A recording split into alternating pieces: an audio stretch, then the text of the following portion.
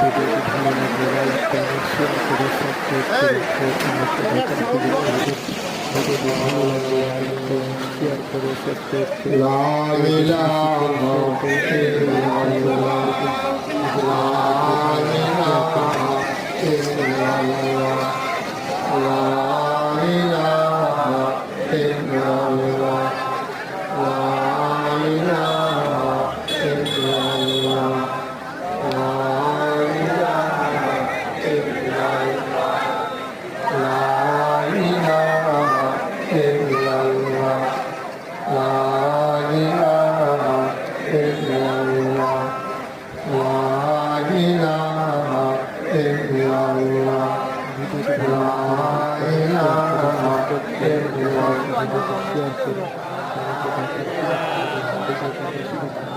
share করুন